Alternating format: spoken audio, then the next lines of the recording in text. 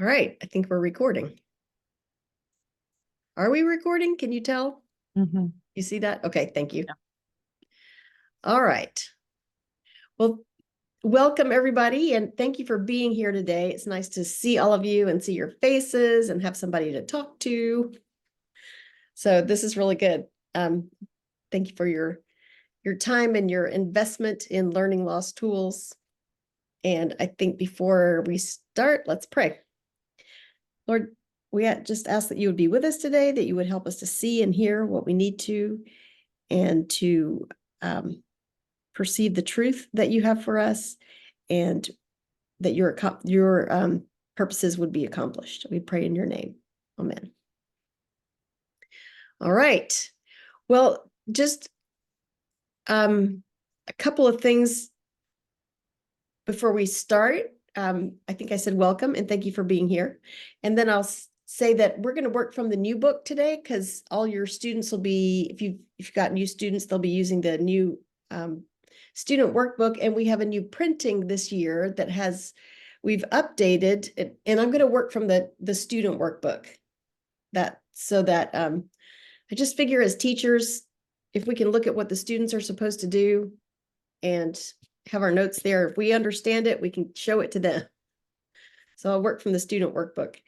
And I just wanted to make a little book announcement too, that we worked on this. That's why there is a new printing. We fixed so much in this book this year.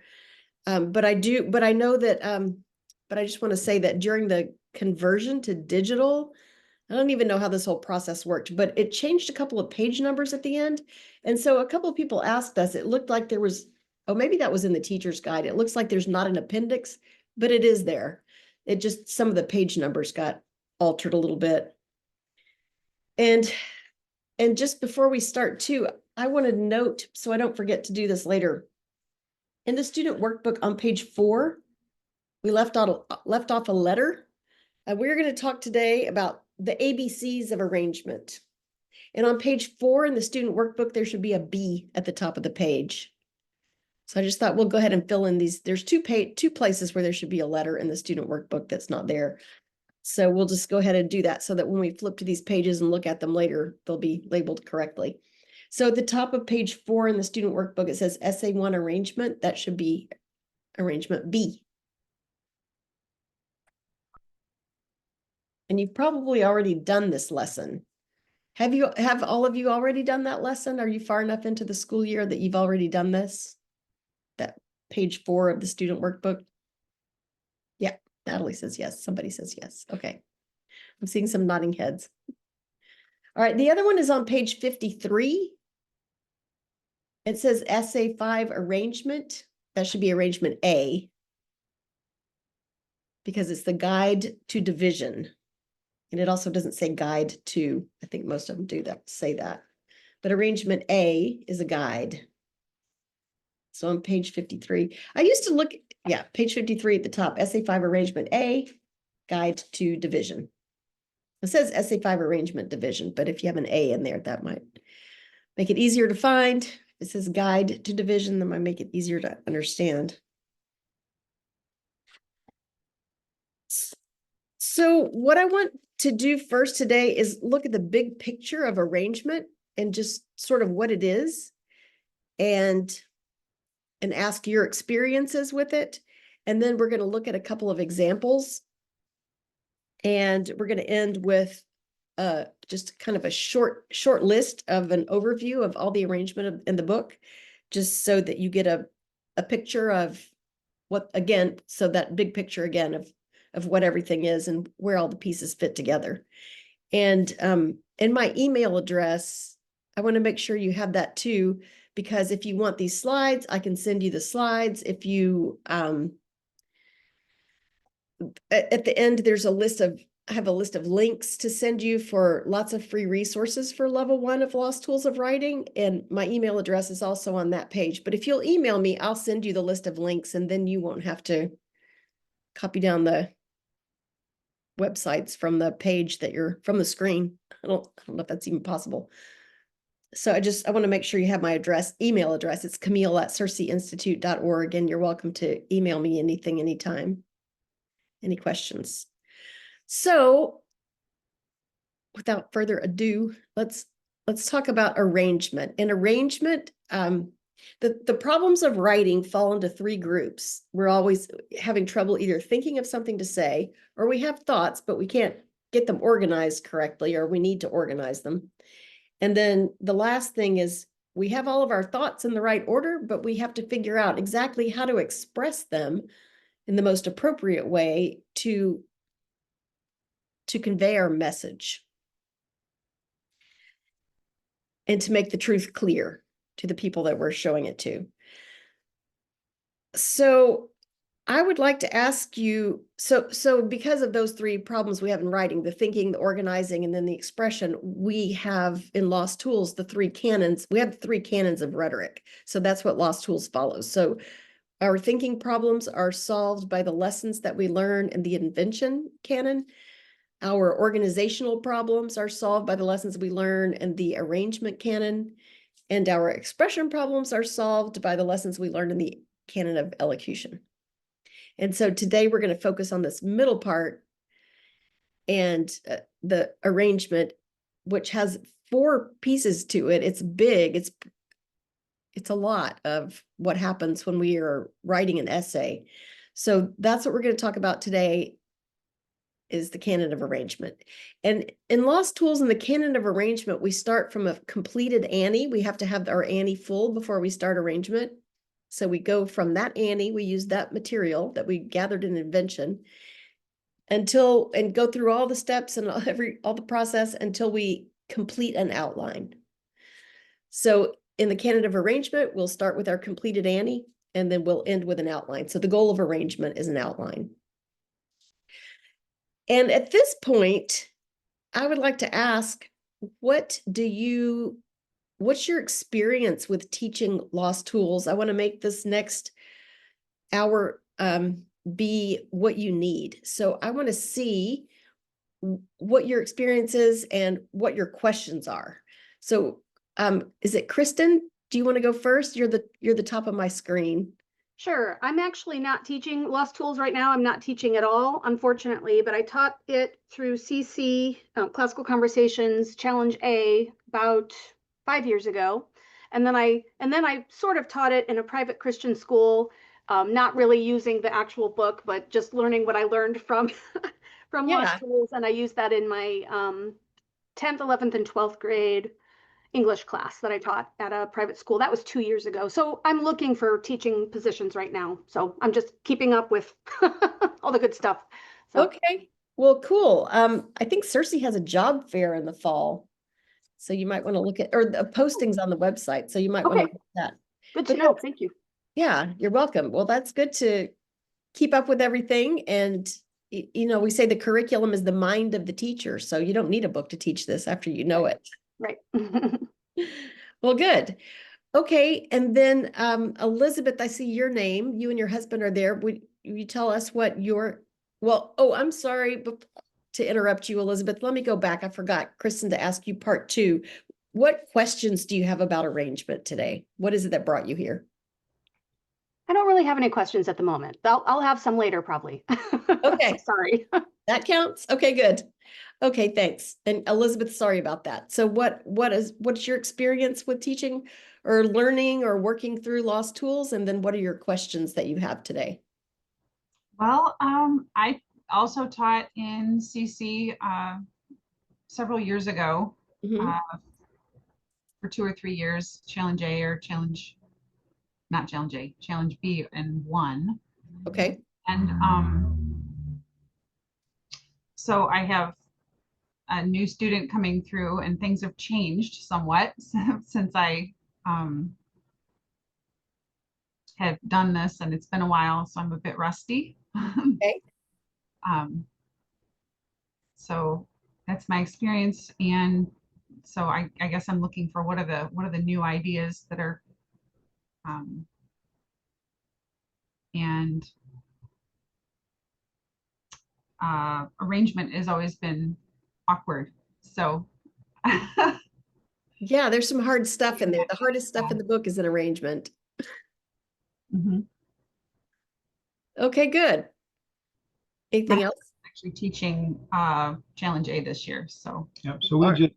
we just did sorting, and I watched your video on that, Okay, and it seemed like there was a lot of good stuff in there. So here I am for more. cool. I like it. Okay, good. And I'm sorry, I didn't hear your name. Charlie? Charlie. Okay. Elizabeth and Charlie. Okay, good. I have a daughter named Elizabeth. All right. Cool. What about Natalie? What have you done with Lost Tools, and what are your questions for today? Oh, I just now saw your chat thing. Maybe one arrangement page could be skipped with good students. How do you, okay, you're at college, you're okay, you're a tutor, so you're chatting instead of talking. Okay, but you're homeschooling your 7th grade granddaughter. What a blessing. Okay, so you need to type instead of talk, right? I think I remember that from last time. Okay. I don't know what a rate. Well, I guess with a good student who, I mean, the goal is really to internalize all of these skills so that we don't need any of these pages. That, you know, these are training wheels, these are here to serve us, and they are patterns for thinking. And once we internalize them, yeah, we don't need any of it anymore. So what are you thinking about the page that might be skipped with good students? Is there one in particular that you're thinking of? Or just there are 2 steps in the middle. Well, not the middle, but it may feel like you're doing the same thing twice. So we can't. Okay. We'll talk about that. We'll talk about, there are 2 parts that look similar, but they really have different jobs. And so we'll go into that. Okay. So the difference between those are the jobs that you have to do, or the jobs that they do, their questions. Okay, good. All right, thank you. Anything else, Natalie? Okay. All right, Katie? What's your experience? And then what are your questions? I taught 7th grade. I just went through the book once last year, and then am homeschooling a few of my kids this year and just trying to get to know the curriculum better. I used it a little bit with my rhetoric student in junior thesis last year as Okay. well, just to get, because the format was the same as the Rhetoric Alive thesis format. Okay. And I think my question, well, I don't really have specific questions. I just want to get to know it better. Okay. Well, if you have a question or a vague question, a half-formed question, this is a good Yeah. place to. I don't right now. I'll Bless type it in if I think of it, but yeah, just, Okay. All right. Yes, I mean, Lost Tools is a rhetoric program. yeah. You'll end up with writing. You'll end up with something to write, but the goal really is to learn how to make decisions with other people. So making decisions in community is what we talk about. That's how we define rhetoric, because and we find that when students, teachers, any people who steep themselves in this, or as we do that, we learn to listen better. And that's a big part of having conversations with somebody and making decisions together. We have to listen to them first. And the goal is to find the way. In invention, we are looking for truth. And the goal is really to help this program is to help our students perceive truth. Because if we can perceive truth and we can find it to the degree that we're capable, and we can listen to each other and perceive the truth, then we can love our neighbors, especially as we learn how to consider them as we express the things that we've learned, or the ideas that we've seen, or the truths that we've perceived. So the goal really is to love our neighbors. And we do that by learning to perceive the truth and to listen to each other. So that's the big picture within which we are doing this technical part that we're going to step through today. The skills that we're going to step through today are geared towards that end. Okay, cool. Good, Katie. Thanks. Any other question? Okay. All right. And then I see Melissa. I feel like I'm in a romper room. I see Melissa and April. Okay. That's hilarious. Um, thank you, Camille, for having this webinar this afternoon. I am a current Challenge A director, Okay. first time directing Challenge A. I do have a son who's in Challenge 4 with CC, and so I'm very familiar with the LTW curriculum, working with him. I guess my main question is I feel comfortable with the curriculum. However, I want to learn from this better ways to communicate the process to my parents of my kids in my challenge class. I had several, we just finished SA2, and I had several moms come up to me and go, "We were so lost. We don't know what we're doing." So I'm just trying to learn some better ways to communicate with them. And sorry, the wind just picked up crazy here. So Hey, it's nice to be outside. Let's have good yes, weather. lovely. All right. Okay, so to communicate the process to them, just of what to do, what's expected of them as they leave your room and go home to do what they need to do. Yes, I'm trying to getting a grasp on this arrangement, because arrangement is the most difficult, I find, to communicate how to do this well with the students. I find them like wanting to skip some of the steps, and trying to make sure that they go through the whole process of thinking through and organizing, and how I can best communicate that to them and the parents. So I'm hoping just to glean some insight here on how you teach it and how you like best practices. Okay, and I think really for a teacher, I think about my first year of teaching lost tools, and we only made it halfway through the book because I didn't know what I was doing very much. And so I think that the thing is that the more clear it is to us, the more we understand it, the easier it is for us to show it to other people. So good. I hope we'll bring some clarity today that will help you to express that clarity. in a Thank you. clear way. Okay. Well, good. Thanks. That helps. All right. I was going to say something else about communicating the process. I don't know. I think that was it. Okay. April, what about you? What do you know? What do you want to know? Both. Oops, I think you're muted.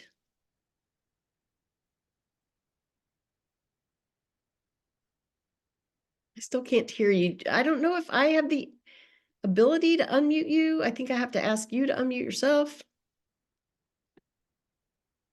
Oops. I don't know how to. Okay, I think I got it. Okay. Am I on? Yes, I hear you now. Thanks. Okay.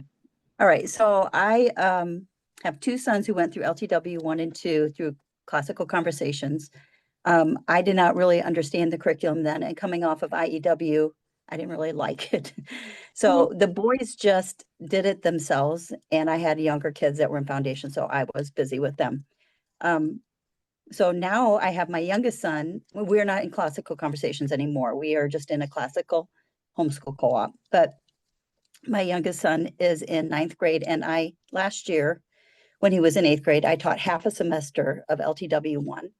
And when I really dove into it as a tutor, then I understood, watching the videos and everything, the purpose of everything. And I really began to like it, enjoy it. Good. And so this year I have his 9th grade class, which we have added students. So now we have 10. 4 of them are from last year, so they have a little background. 6 are new to LTW. So I am just here to get more information and keep learning how to teach it better. I did notice the kids like to skip the arrangement. Is it arrangement B? Yeah. Worksheet. They like to go straight from the Annie to the outline without writing that all down. And I have already gotten an email from one parent saying, my son's used to writing more in his papers, and this seemed really boring. So again, I explained to them why SA1 is the way it is. And I think you had a comment on the Facebook page also that helped with the fact that these are just practices and not like in piano lessons. I think you compared to these are just practicing scales, not a piano recital. So I think that helped the parent. But Good. And these first couple of essays are not very pretty. It's like a rose bush when you cut it down to the nubs. It's ugly, but it provides the place for the things to be added in correctly in the right places. And that's why we start with a core. That 5-sentence essay at the beginning will be in your doctoral thesis, but you need to it'll be in everything, every essay, that you ever write. And so the students, every essay they'll ever write, so they need to get that right so they can build on it. One time I was teaching online classes, not for Cersei, but the platform, it's me and technology again. I don't know. Anyway, I could see everything that kids turned in, or this one student was in my class and her father called me one day and said, this writing is terrible. I don't want her to be in this class after about, this long into the semester. And so we're still at the rose bush that's back to the nubs. And so he took her out of my class. He took her out of the Lost Tools class and put her in a different class with the same online people. And I saw her when she wrote a persuasive essay, I saw when she had submitted it and I looked at it and it was a mess because she didn't stay and get the core right. They just put things everywhere and her paper was disorganized. I don't know how thoughtful it was. I don't remember that part, but there's a method. There's a method to the madness, or there's a reason to cut it down like that. Okay, well, thanks, April. All right. Who else? Christy? You want to tell us what your experience is with Lost Tools and then what specific questions you have today? Hi, I started Lost Tools with my children when I was homeschooling. This has been maybe 10 years ago. I don't know. I can't remember how long ago. Okay. We had been doing IEW and I felt like we had done everything. And I ended up at the homeschool conference and found a Lost Tools booth. And the young man at the booth said, oh, well, Poudwa puts his kids in Lost Tools when they're done with his stuff. And I was like, he does he? Okay. So I bought the books and took them home and started using them with my son and really loved it. It made a huge difference for him. It made a lot of sense to him. He went on to Bible college and said, that what he learned doing Lost Tools made a huge difference for him. He was still doing any charts stuff. And so fast forward, all my children have graduated after 27 years of homeschooling. Everybody graduated and went on to other things. And I took a position teaching 7th grade English at a small university model school. And this is my 2nd year. And I think one of the things, I think once you put out the new videos, it was enormously helpful, like Good. Transformatively helpful, just amazing. And I was so thankful for those, and it made a huge difference and how I taught it and how I could explain it better. But from the second lady who spoke, I also have had, just that difficulty in communicating with parents. A university model school is where the kids come 3 days a week and then they do their school at home with their parent 2 days a week. And so we're partnering with parents.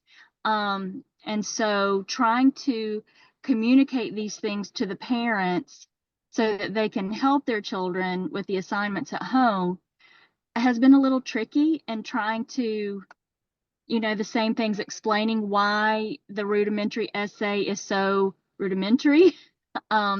And just for me, it's been just really helpful. As much as I can learn about how to do it, hearing it over and over again, I feel like it helps me to teach this better. And so I'm very thankful that you continue to do this because it helps me to be a better teacher. So I'm I'm here just to learn more and be able to do what I do better. Good. Thank you. And thank you for saying that. I appreciate it. I'm glad those videos were helpful. And since you're the second person who's talked about communicating this to parents, and that we know that there's a rocky start, or there's a tiny start. We have the day of small things at the beginning of Lost Tools.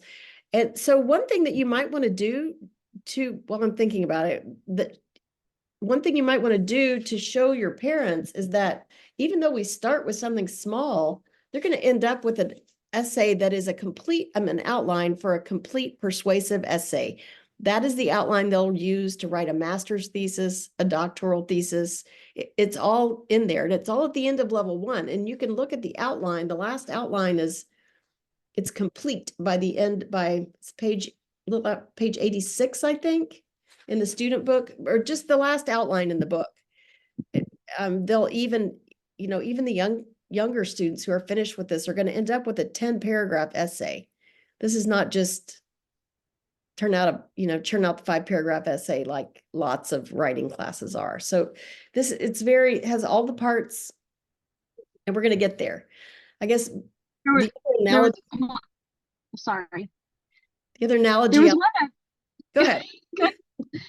I was going to say there was one other thing that has also been something that I've wondered about, because I know that, we say a lot like it's a hopper, just put all the information in there, even if it's not the best idea. But one of the things that I find that I have trouble with my 7th graders is a lot of things that they'll come up with, like I tease and say, well, aliens could have dropped out of the sky, and I'm like, okay, how do I really get them to focus in on things like pulling it from the text itself and not just coming up with, I don't know, ideas that don't really apply to what we're reading, or get a little out, do you know what I mean? Just a little out there with what they're trying to come up with their Annie chart. That's been another thing that has been probably in arrangement itself, to me, the hardest thing, helping them to learn how to focus on the text and think about things that might have happened in the story instead of just any wild speculation. I don't know how much we let them do that with their Annies. Aliens are always my example that doesn't belong in the Annie. So this is an invention problem, and the more they learn the common topics, they should be using the topics and answering those questions, and those answers are the things that go into the Annie. So they're defining and comparing. You might want to watch some, I don't know, defining and comparing and looking at testimonies and the rest of the topics, and that goes into the Annie and not the other things. And I think that if reasonable inferences are fine. If he climbs the ladder, he might fall off. Right. Excuse me. But yeah, that's an invention problem that'll probably be solved by sticking with the common topics. That's true. For Annie items. Sorry. Okay. All right. Okay. Also so there's one more question about whether at the end of level 1 they can write a comparison essay. I would say if they're good at comparing and they have the comparison invention, they can write a comparison essay if they Google the outline. I'm not sure if that answers your question, Natalie, but they have the thinking skills to do any kind of writing after the end of level 1. All they need is a different outline. It's the skeleton that makes the animal be what it is. So if you have a sonnet outline, you can write a sonnet. If you have a comparison essay outline, you can write a comparison essay. And if you know the common topics, if you know how to think of something to say, then you can write anything. My daughter had level 1. We didn't have level 2. She had a bit of it, but she had 4 years of level 1 in high school. And because that was all we had way back then. She's old now.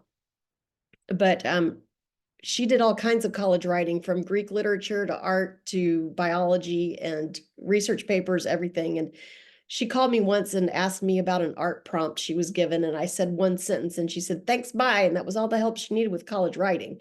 And she has a degree in, well, she has 2 bachelor's degrees now, one in psychology and one in nursing. So this kind of writing prepared her for that. I think somebody should teach a Lost Tools class and call it STEM writing. But anyway, I digress. Okay, did that answer your question, Natalie?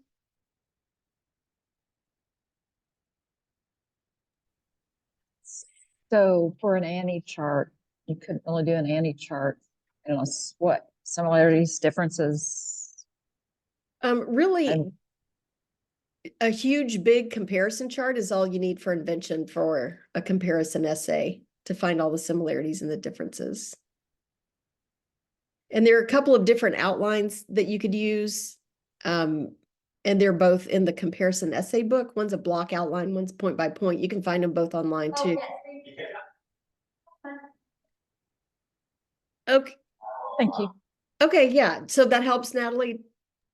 Did that answer your Yeah, question? I think so. Okay. And then we have administration from Trinity School. Do you have particular questions you would like answered today?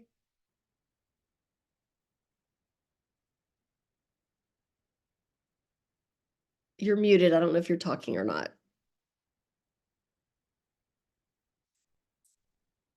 Mic's not working. Okay, well, you're welcome to put in the chat. And anybody else? Rebecca, do you have questions, particular questions for today?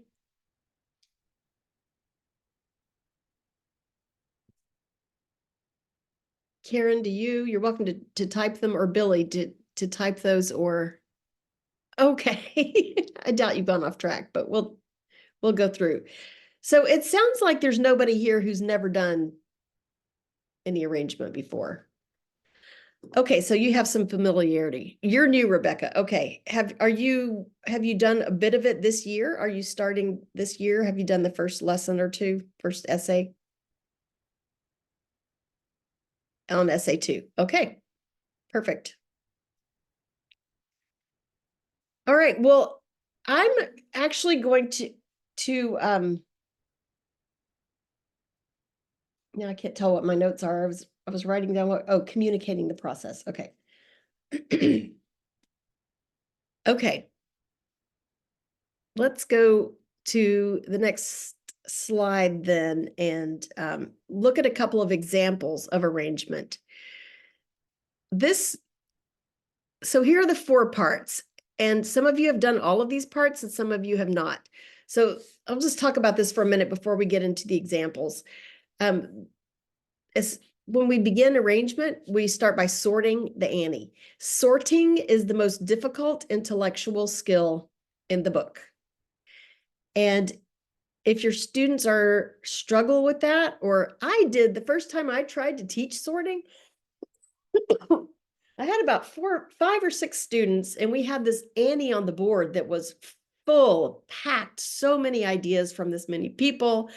And we started to sort that Annie, and the teacher at the board, was so confused. I said, let's just pick some. So sorting is hard. You're a first-year apprentice, need a Lost Tools and writing, complete essay 2, working on 3. Okay, cool. Whose group are you in, Karen? I'm just curious. It's Katie. I think we are called Gulf Coast. Yes, I know who you're talking about. Okay, very good. I used to work with them. I don't live in Texas anymore, but okay. So sorting is difficult. I wasn't going to spend a lot of time on that today, but I want to give you some good resources. The new videos that you mentioned, Christy, go through that. If you have the videos that go with the curriculum, if you've purchased the complete set, you'll have access to that, or you can buy the videos separately. Also, there's a free webinar like this on sorting that walks you through the process that you can do with some, I almost said it's not a shortcut, but it's a very clear process that takes you step by step through sorting the Annie that will help your students get a tight logical connection between their main reasons and their supports. we're going to look at a couple of sorted Annies.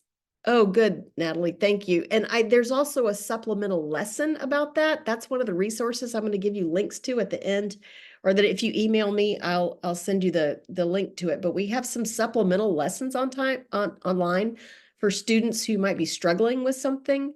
One of it is a comparison, and we have a comparison chart that's from the comparison book. And so it's a lot bigger and gives students more places to write things and a little more prompts. So if your student's stuck on comparison, you want that supplemental lesson. If your student gets stuck with sorting, if that's difficult, because it is intellectually difficult, then there's a supplemental lesson on that. There's also the free video. I will, Melissa, that's one of the things that I have at the end. I'm going to show the screen with a bunch of links, but that's one of the links that I'll email to you. I had a hard time finding those today because I was looking for the link to the sorting lesson. But I found it, but it took me a while. So and then I'll send you the link to the supplemental lessons too. If you go to I'll tell you also, if you go to Lost Tools, you go to Circe's website, look at resources, and then go to Lost Tools, and underneath it says supplements, and you click the supplements button and it'll take you there. But yeah, but I have the link to that whole page so that it goes straight to all the supplemental lessons. There's a little bit that's not in the book. There are just different alternatives, like for circumstance, instead of circles, you can have boxes, and some of them. Oh, I wanted to say that this book, this new printing this year, doesn't have any new ideas in it. The only things that have changed are the way we've expressed the ideas and tried to make them clearer. And we've done things like put in these extra steps, extra questions for the sorting lesson, so that the gist of it is when you match two items and say, I think these two go in the same group, the student says, why? Why do these two items, when you get only two, why do these two go together? And you answer that question. You say what the similarity is. The student says what he sees as the similarity between those two things. And then that becomes the group name. So every member of that group will have that same similarity. So you get a tight logical connection between the supports and the main reasons. If you have students where you're saying, we used to get this complaint a lot, the supports don't really support the main reasons. So my student's not being logical. That formal logic is taught in sorting. And so if you'll do that, if you'll name the group as soon as you get two items with one similarity, that keeps it very clear and very logical. So so you get a tight logical connection. This is formal logic, relating these sentences to each other, these statements to each other. And so that's one of the free webinars. So, but we've just tried to make it clearer and to express things better to where some of the lessons, like that sorting lesson, some students we're asking them to make some intuitive leaps, when also what they end up doing, well, and we don't want them to have to make intuitive leaps. We want to expose the internal logic of each lesson. That's our goal at Circe, so that all the steps are clear and laid out for the students. So everything every question, everything in the thought process of a good writer, is exposed and spelled out in these questions that the student can learn to ask, so that he can write like an intuitive writer, but he knows the questions to ask himself when he's stuck on something. And I'm not an intuitive writer. That's why I love Lost Tools, and that's why I like teaching it, because I need all these steps. So there were a couple of places in the book that didn't have all the steps exposed, and that's fine for a lot of students. But now they're in the supplemental lessons, and so you can find the extra steps, the missing pieces. So I think, so that's sorting, and there's a webinar on it. There's a supplemental lesson. If you email me, I'll send you links to go straight to. So again, this is the big picture of arrangement, these 4 stages. So there's sorting, which needs its own hour. So that's why I'm not going into it. And then there's arrangement A, which we label, if you were late, I said that we're using this year's printing of the student workbook, because that's probably what all your new students are using this year, is new students, new books. So on page 4, there's a missing letter B at the top in the student workbook. And on page 53, there's a missing letter A at the top, because what we're talking about here is the ABCs. So you may want to put that in your student book. Page 4, letter B, page 53, the letter is a letter A lesson in the student books. So arrangement A is always a guide to a new piece. Every time you write an essay, it gets longer because you've added a new piece to the outline. And so when we're in arrangement, when we're doing the outlines, we have a new piece every time, and that's always arrangement A, and it's called a guide. The first one is the guide to exordium, then there's a guide in the next essay, guide to amplification, and the next essay, guide to division. The next essay is a guide to refutation, and then essay 7 is a guide to narratio. So that's arrangement A, that's going to be in every essay. So that's where you learn something new in arrangement for each essay. Arrangement B and C we have from the very beginning in essay 1. After we have an Annie with just a few items in it, in arrangement B, we pulled some things out in the order that we are able to think of them, and just write them, copy them out of the Annie. And that's probably what what your students don't like to do. Because also the good thing about this is the thinking order is you have 2 jobs. You're just pulling things out of the Annie, but the second job is that you must put the introduction at the end. You cannot introduce something that you don't know. If my sister walked in here and I said, Melissa, could you please introduce my sister to everybody here? You wouldn't have anything to say. And I think that's why people get writer's block. They sit down with a blank piece of paper or maybe not writer's block, that could be something else, but can't get started writing something because they sit down with a blank piece of paper and try to write the introduction. Well, how do you know? I mean, there's nothing to introduce. How can you write anything? So the thinking order forces the students to write their introduction last, because first you get to know, the sorting gives you the body of your essay. Then the thinking orders, for the first thing you do is pull out the groups that you're going to use. And so the introduction comes last. And probably students want to skip that. And they could, to answer your question, Natalie, about college students, they could think that they could skip that if they had the discipline to go straight to the outline and leave the introduction blank until they filled out everything else. Because the presentation order is that's called a template in the book. And I used to think I don't use a template to write, but what that means is that it's giving you the Harvard outline. It's giving you the pattern that here are the Roman numerals, here are the capital letters, here are the Arabic numerals, here are the little ABCs. And so that's the presentation order that has the introduction at the top. And also, so the job of that is to cut your sentences, and we'll talk more about that later, but you don't want any whole sentences in your outline in the presentation order. But in the thinking order, it doesn't matter. So going from B to C, you want to cut. That's one of the jobs there, is to cut your whole sentences. So you just have pieces. And then let's get to that. We'll get to that more. Anybody have questions at this point? So there's the big picture of what these 4 things are. We're going to clean up the mess. We're going to organize the mess in our Annie, learn a new piece of the outline, which you might want to do last, if that makes sense to you. If it doesn't, forget I said it.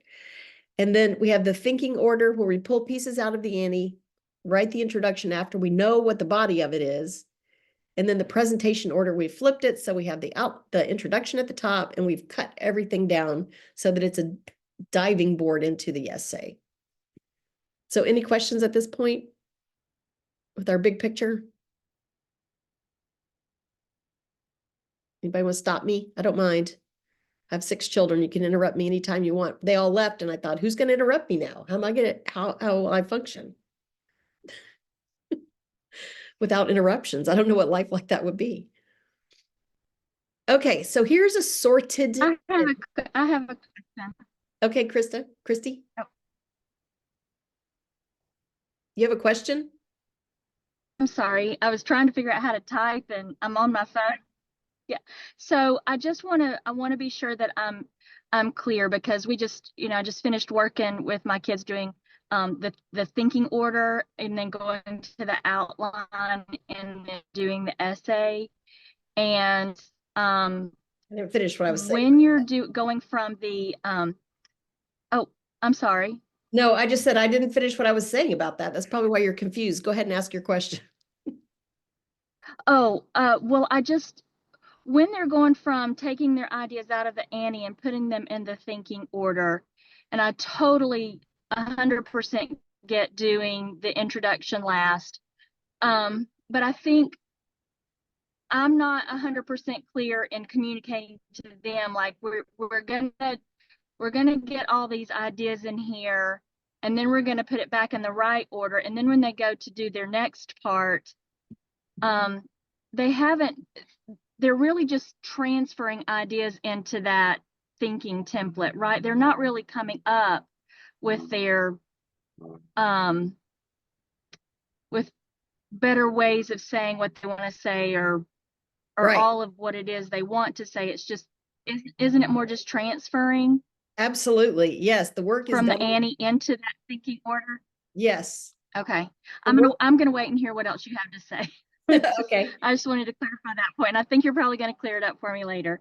Well, I hope so, but I'm glad you asked. Yeah, the thinking is all done in invention. And so that's why I said once your Annie is finished, you're just organizing things.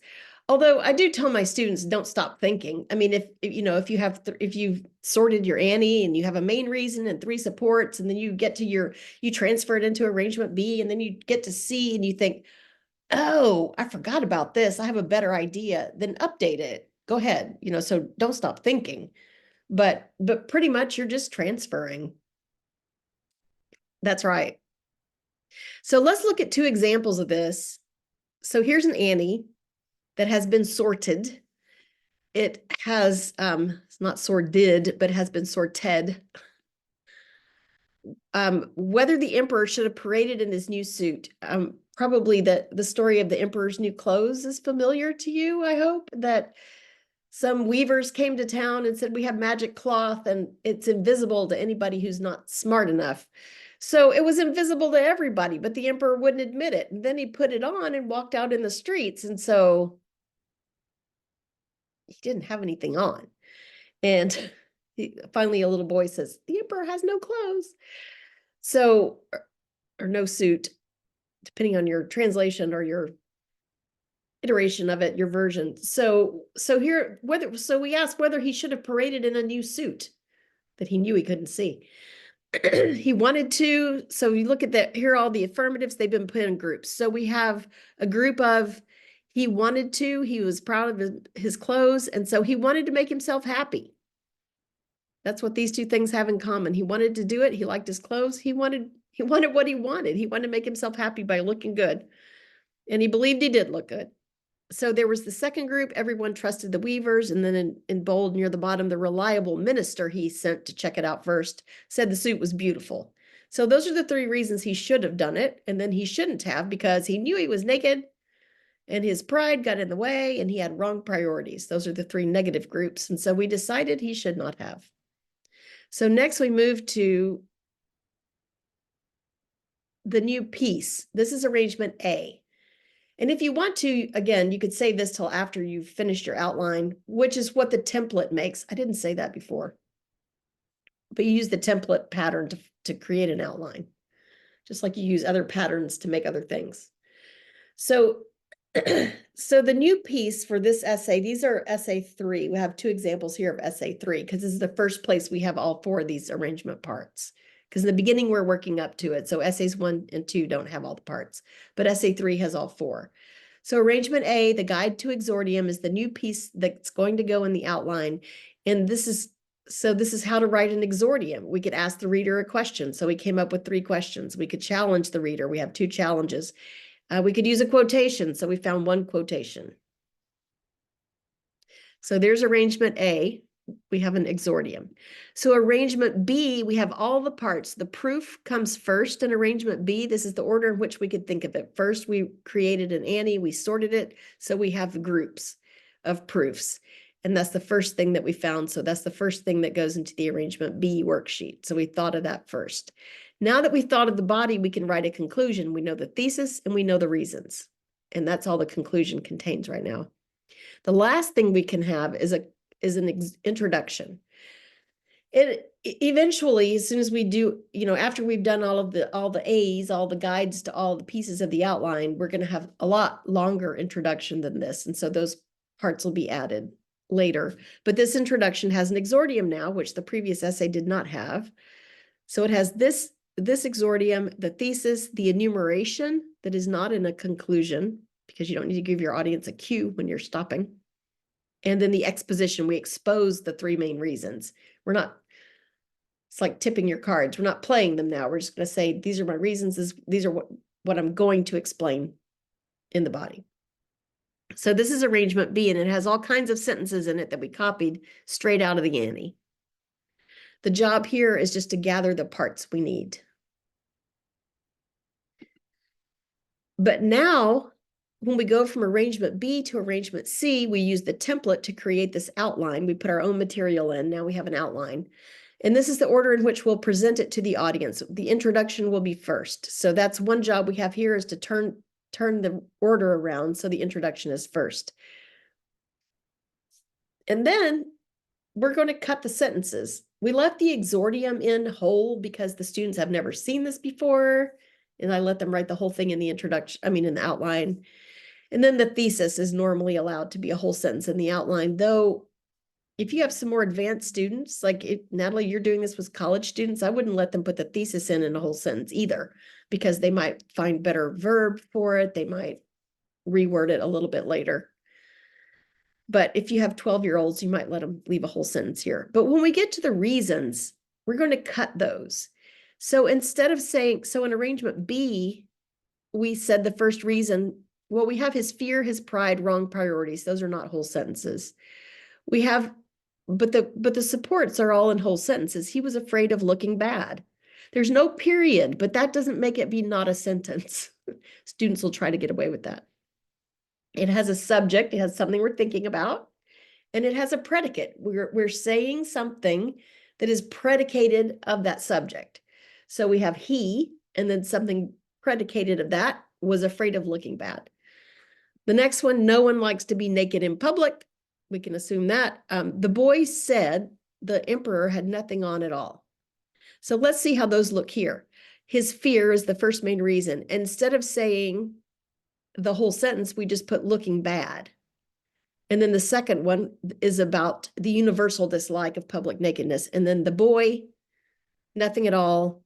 And that was a confirmation to the emperor that he knew he didn't have anything on. Although in the story, it made him hold his head higher and keep walking. He still refused to admit that he was wrong. It's a great story. So you can see here that these reasons are not whole sentences. They don't have the subjects most of the time. Or if it says boy, then there's no verb. It's not a whole predicate that's there. So what happens when we cut these things during arrangement? This is a little bit of overlap between arrangement and elocution, because this I kind of think of as a diving board. This is what's taking you into your essay. And if you have whole sentences here, if you copy from arrangement B to C and you have whole sentences in your outline, then you're going to write an essay that is all these same whole sentences. The students will write an essay that is all these same whole sentences, and they'll be the sentences from the Annie that don't matter how they're written. And then you get an essay with all of the sentences that look like nobody thought about what a sentence is. So this is the place to cut to prepare for elocution. And then somebody put something in the chat. And then I'm not sure. Yeah, they should, you said, and then they should not look back at the previous arrangement sheet so they didn't simply rewrite the same sentence. I don't know. Well, they might need to look at it to make sure they cut it. And you all may have to teach lessons on what a sentence is, because they will tell you there's no capital letter in a period, so it's not a sentence. But the sentence is a grammatical construct, which is logic. It has a subject, that we're talking about, and then the thing predicated of that. So this, if there's a subject and a predicate, a whole subject, a whole predicate, it's a whole thought, it's a whole sentence. So,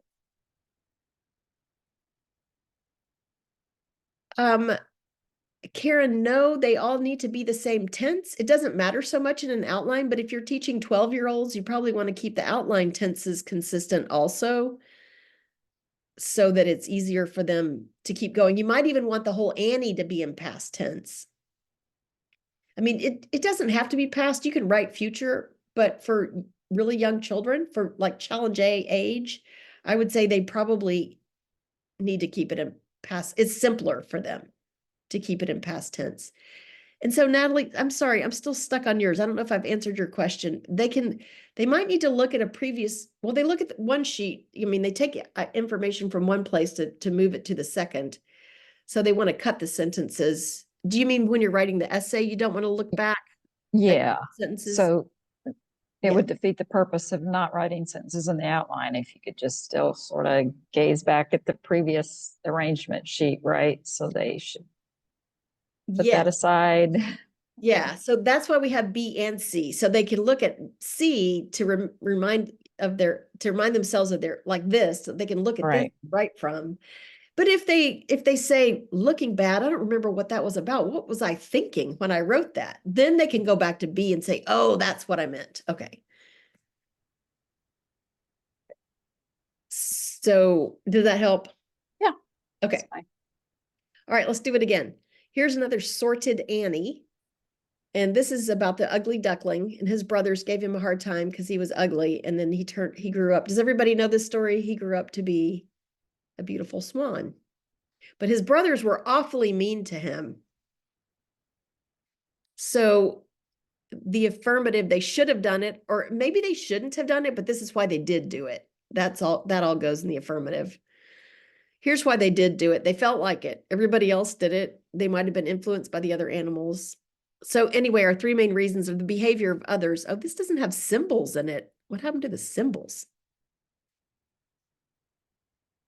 That's strange. Can't sort an Annie without symbols. So I'm sure. Question. Yeah. Karen? So, yes, this is Karen. I'm still seeing different tenses here, and that confuses me. In the negative column, the middle one is negative, right? Yes. Okay, so it says brothers caused emotional and mental damage. I see that as past. Yeah. Brothers caused physical damage. I see that as past. But then we say everyone needs interior beauty too. And that's something that's true always. It did not happen just in the past. Ah, yes. If something is eternally true, like dogs bark or everyone needs love, that can be in present tense in the essay because it is always true. So the actions will be in past tense. This is what they did do. This is what people do need. And this is why we should behave in the future. That could all be in a past tense essay. You could say they should have been more kind. Everyone should be kind. People need kindness. So that is three tenses, but it's all from our perspective in time right now where we are. The actions are past. There are eternal truths. And sometimes we'll say, this is what everyone should do. Does that help, Karen? Yes, thank you so much. Okay, good. Yeah, you're welcome. So we have three groups in affirmative. I don't know what happened. All my labels are missing from here. Behavior of others, influence of others, and they didn't think. And the reasons that they should not have, they cause damage, emotional damage or mental damage. They cause physical damage. And everyone needs interior beauty. Family is for nurturing. Their actions were rooted in ignorance. So I decided they should not have ridiculed him. So for this exordium, we are arrangement A, guide to exordium. So here's the new piece, was the beginning. The exordium for the essay is be the first sentence of the essay. We could ask questions. We could challenge the reader to do something. We could find a quotation. So we went through arrangement A to make this exordium piece that we didn't have in the previous essay. And then we go to B, and first we put in the proofs because we found that from the Annie. Then we put in the conclusion because we learned that from the proofs. And since we have all of that, we can do the introduction, which includes the exordium and the enumeration, in addition to the other things that were in the conclusion. And this is why, if you want to wait till you get to the end of this to create the exordium, you can, if you want to collect all these pieces first. But, so A is the guide to the new piece, B is all of everything that we copied out of the Annie, and then again in C, we're going to turn it to a presentation order, so the introduction goes at the top, and now we're cutting all the sentences. So it says miserable for the proof, for the support, oops, sorry. One of those proofs, the support is miserable. And the whole sentence that we had before, what was it? The duckling was miserable. If we put that sentence in there, then the essay is going to say the duckling was miserable. If you have those 4 words, the duckling was miserable, there's only one sentence you can write from that. The duckling was miserable. But if you start with 1 word, there are a million sentences that could include the word miserable. So you have many, many more opportunities to write a good sentence if you start that way. Okay. So those are the 2 examples of the 4 parts: sorting and A, B, C, the guide to the new piece, the pulling the pieces to the arrangement worksheet B, and then the outline is arrangement C, the template order. So we talked about sorting, and the new piece was A. Gathering the pieces we want to use is B, the thinking order. C is preparing to write is the presentation order. So I just realized how late it is. These are all the resources that we have. And so if you send me an email, I'll just send you all these links in an email, and you can just click on it and find the stuff. But are there any last questions that anyone wants to ask? Thank you for being here. Our time is up. I hope it's been helpful. Thank you so much, Camille. That's so helpful. Good, Christy. Thank you. You're welcome. Any more questions? Thanks. You're welcome, Natalie. Thanks for being here. Good. You're welcome. If anybody has questions, I'm happy to stay, but we can stop now. All right. Thank you. Well, email me and I'll send you all the links. Because we have forums, we have free Q&As, we have short videos, lots of free webinars, and then places you can just ask questions if you don't want to sit and listen for an hour. Okay. All right, I'm going to stop the recording. I can figure out how.